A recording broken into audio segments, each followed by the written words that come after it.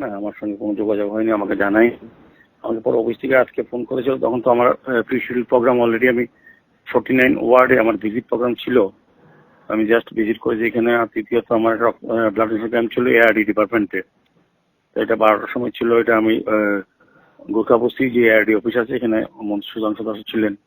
তো আমরা blood donation ক্যাম্পে ছিলাম। এরপর আমার প্রোগ্রাম আগরতলা পৌর নিগমের 49 ওয়ার্ড আমতলী বাইকার সংলগ্ন কমিউনিটি হল ভিজিট, ওই এলাকার কিছু কিছু কাজ ভিজিট। আমার এমএলএ ছিল মিনানী সরকার, ডেপুটি মেয়র ছিল, অন্যান্য আধিকারিক ছিল। আমাদের আগে তো প্রি শিডিউল প্রোগ্রাম, আমাকে কোনো জানাইনি ওরা। তো হঠাৎ করে আসলে তো প্রিপারেশন নেওয়া যায় না, কি বিষয়ে আমি জানিও না কি বিষয়ে দেবেন ওরা। আমার সঙ্গে কোনো যোগাযোগ হয়নি। তাদের তরফে আরো অভিযোগ বা বক্তব্য যে তারা আপনার তরফে কোনো প্রতিনিধিকেও তারা পাননি যে তারা ডেপুটেশন দেবেন। এবার বলেনি তো, হঠাৎ করে তাদের তো রাজনৈতিক অস্থিরতা আছে। হঠাৎ করে সিদ্ধান্ত নিল একদিন চলে আসবে, মনে করে বুঝি আমরা যারা দায়িত্ব আছি শুধু ওদের ডেপুটেশন নিয়ে বসে আছি, এরকম আমাদের বিষয়টা। আমাদের সরকারের অনেক কাজ থাকে, পাবলিক ওয়ার্ক থাকে, আগে থেকে প্রোগ্রাম শিডিউল ফিক্স করা থাকে। ওরা তো আগে চিঠি দেয়নি, জানায়নি, নিতে আপত্তি কি আছে? ওদের কথা শুনতে আমাদের কোনো আপত্তি নেই তো। কি বলবেন, কি বিষয় বলবেন তাও জানি না। যাই হোক, তো যদি সময় থাকতো নিশ্চয়ই নিতাম।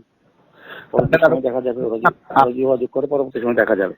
অবশ্যই। তাদের আরো বক্তব্য হচ্ছে যে আপনাদের কোনো দায় দায়িত্ব নেই, দায় দায়িত্বহীন পুর নিগম সরকার, এ ধরনের অভিযোগ করেছেন কংগ্রেস নেতৃত্ব। এটা মানুষ জানে, রাজ্যের মানুষ জানে। এই কারণে ওদেরকে মানুষ প্রত্যাখ্যান করেছে, কংগ্রেস এবং সিপিএম কে রাজ্য থেকে। তাদের দায়িত্ব কতটা আছে, দায়িত্ব কতটা পালন করেছেন তারাই জানে। আমাদের রাজ্যের মানুষও জানে, আমরাও জানি। বললে হবে না, রাজনীতি করার জন্য বলে।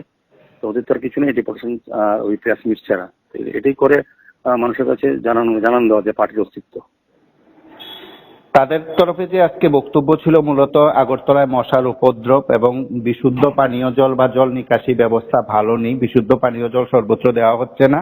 আপনাদের তরফে যে তথ্য দেওয়া হচ্ছে তার সঙ্গে বাস্তবের মিল নেই বলে কংগ্রেসের অভিযোগ। আপনি কি বলবেন? তারা অভিযোগ করতে পারে, এটা তো তাদের নিজস্ব তৈরি করা মন করা অভিযোগ। বাচ্চার সঙ্গে মিলাবেন? আমাদের পানীয় জলের ব্যবস্থা অনেকটাই ভালো অবস্থায় আছে, তবে কিছুটা ক্রাইসিস তো আছে বিভিন্ন ওয়ার্ডে।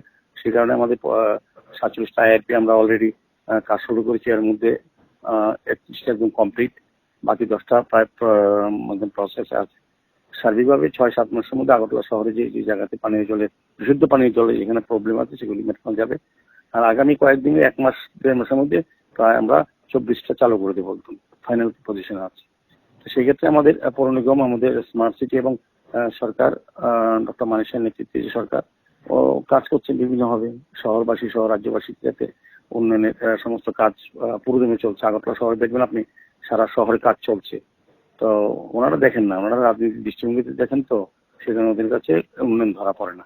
মানুষ জানে, শহরের মানুষ। আর মশার যেটা কথা বলেছেন, এটা আমি আগেও বলেছি। মশার বেড়েছে কিছুটা, আমরা স্বীকার করেছি, কিন্তু কারণগুলি হচ্ছে প্রথমত আমাদের সারা শহরে ড্রেনে কাজ হচ্ছে। একদম দেখবেন ডেভেলপমেন্ট ওয়ার্ক হচ্ছে, এখন এই সিজনটাই করতে হবে, বর্ষা আসলে করা যাবে না। সেই কারণে কোথাও কোথাও জল জমে থাকছে বিভিন্ন জায়গায় কাজ করার জন্য।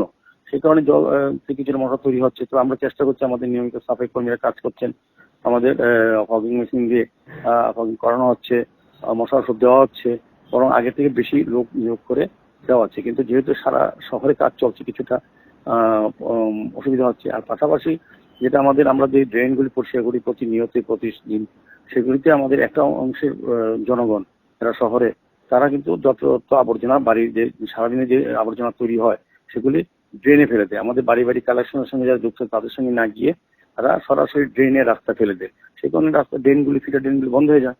তো মশার উপদ্রব, মশা তৈরি হয়, লার্ভা তৈরি হয়। এটাও আমাদের জনগণের সাহায্য করতে হবে। শুধু পৌর নিগম বা সরকার সবটা কাজ করবে তা না, জনগণের অংশগ্রহণ অত্যন্ত প্রয়োজনীয় এবং সচেতন হওয়া উচিত।